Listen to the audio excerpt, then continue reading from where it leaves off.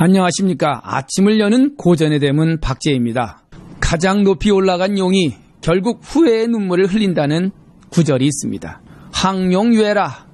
끝까지 올라간 용은 결국 후회를 하도다.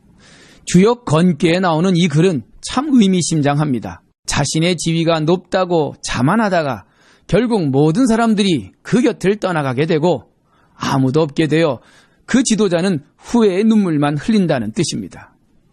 세상에 내가 가장 높다고 생각하여 소통을 거부하고 독단적인 일처리로 일관하다가 결국 민심을 잃고 나락으로 떨어진다는 것이 바로 주역의 항용유해의 본뜻입니다. 진시황제는 천하를 통일하여 최초의 중국 황제가 되었건만 폭정에 지친 백성들의 반란에 의해 20년도 못 가서 결국 멸망하고 눈물을 흘렸습니다.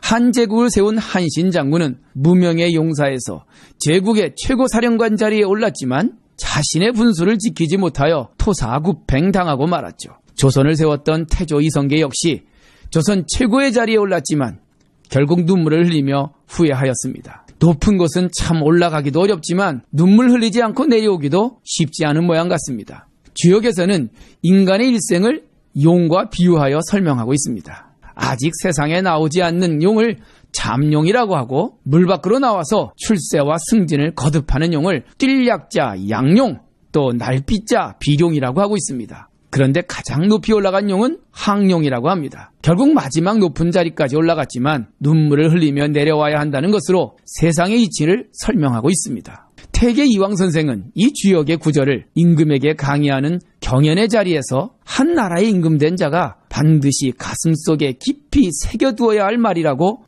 거듭 강조하고 있습니다. 임금된 자가 지금 내 권세가 영원할 것이라고 생각해서는 안 됩니다. 한 번 나아가면 한 번 물러나게 되어 있고 나라를 소유하게 되면 결국 시간이 지나면 나라를 놓게 되는 것이 세상의 이치인데 어찌 그 이치를 모르고 교만과 독단으로 국정을 처리하신다면 결국 후회의 결말을 맞이할 수밖에 없을 것입니다.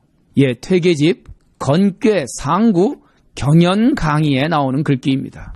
지도자가 되어 주변 어진 사람들의 충고와 도움을 거부하고 오로지 자신의 생각만으로 나라를 이끌어 나간다면 국정은 흔들리게 되고 결국 백성들의 마음은 멀어질 수밖에 없는 결과를 초래할 것이란 엄중한 경고입니다. 퇴계 선생은 국가 지도자의 겸손을 말하면서 옛날 군왕들이 스스로를 덕이 부족한 사람이란 뜻의 적을 과자 사람인자 과인은 이라고 부르거나 나여자 작을 소자 아들 자자 여소자는 즉 별 볼 일 없는 작은 나라고 부른 이유는 바로 자신을 낮추는 군왕의 겸손함에서 유래된 것이라고 설명을 덧붙이고 있습니다. 재벌 총수가 구속되고 한때 최고의 권력을 누리던 사람들이 줄줄이 감옥으로 향하는 현실을 보면서 높은 자리에 올라가는 것도 참 어렵지만 그 자리에서 잘 내려오는 것도 참 쉽지 않다는 생각을 해봅니다. 노자 도덕경에 보면 공성신퇴라는 말이 있습니다. 공성, 거꾸로 하면 성공이죠.